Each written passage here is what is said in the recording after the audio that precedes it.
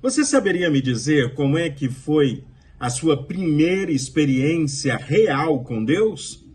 Chamamos de conversão, mas eu quero chamar a sua atenção a algo especial, algo grandioso, algo poderoso, em que você sente realmente a presença de Deus. E muito mais do que isso, você se sente também especial, privilegiado, porque Deus está falando com você. Eu sou Cláudio Eduardo, eu sou pastor, e hoje nós estamos lendo o capítulo de número 28 do livro de Gênesis. Nos capítulos anteriores, Jacó enganou o seu pai, Jacó enganou o seu irmão, então ele tomou posse da primogenitura, tomou posse também da bênção que era dada aos filhos mais velhos. E agora, o irmão de Jacó, Esaú, quer matá-lo. Rebeca, que estava por trás de tudo isso, aquela mãe protetora, ela fica com o coração na mão e diz assim: só tem um jeito, vou mandar o meu filho para Pandarã, para a casa de Labão, meu irmão, para ele ficar lá por alguns dias e depois eu mando buscá-lo. E assim chegamos ao capítulo de número 28, capítulo de número 28. E então Isaac, convencido por Rebeca, chama Jacó, abençoa ele mais uma vez e diz: vai a Pandarã, vai para a casa do seu tio Labão, encontre uma esposa e que você continue firme na grandeza da promessa de Deus. E aí, quando a gente lê os versículos de 1 a 4 de Gênesis capítulo 28, diz assim: Isaac chamou Jacó e, dando-lhe a sua bênção, lhe ordenou: não escolha uma esposa dentre as filhas de Canaã. Levante-se e vá a Pandã Arã, a casa de Betuel, pai da sua mãe, e tome lá por esposa uma das filhas de Labão. Que Deus Todo-Poderoso o abençoe, faça com que seja fecundo e multiplique, e que ele conceda a você a bênção de Abraão, para que você possua a terra prometida. Olha que coisa linda!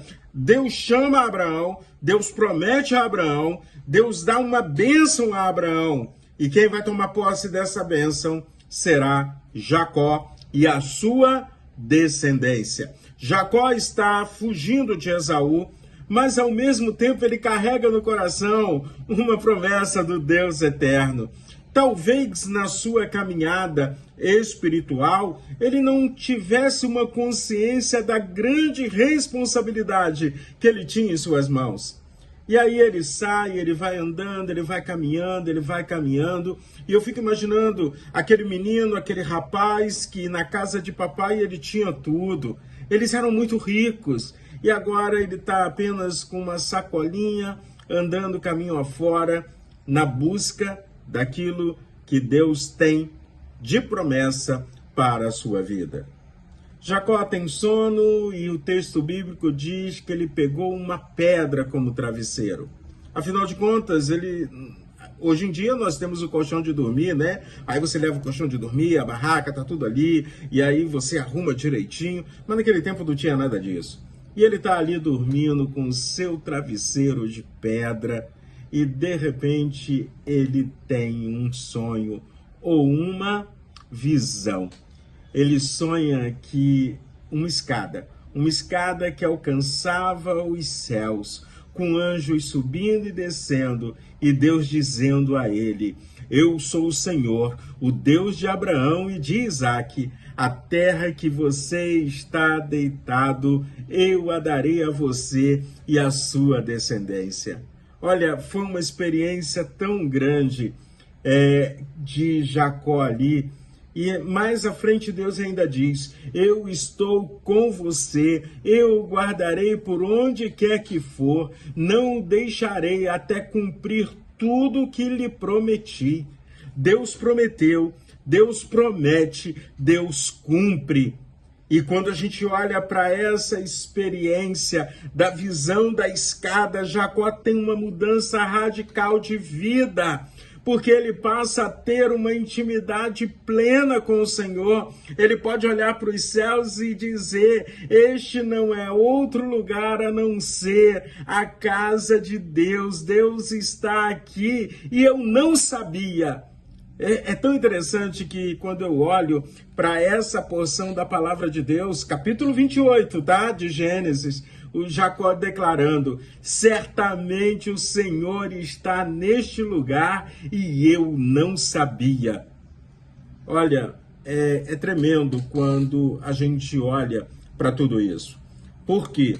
Porque às vezes as pessoas ficam buscando Deus e saem por aí, sobem montanha, fazem promessas. Não é isso que Deus quer. Deus não quer nossa religiosidade. Deus quer que tenhamos com Ele intimidade. Jacó estava deitado, teve um sonho, no meio de uma viagem, com um travesseiro que era uma pedra, no meio do nada. Ele entende que Deus é Deus e que Deus está com ele, e que as promessas do Senhor feitas a Abraão, afirmada a Isaac, também estava sobre ele.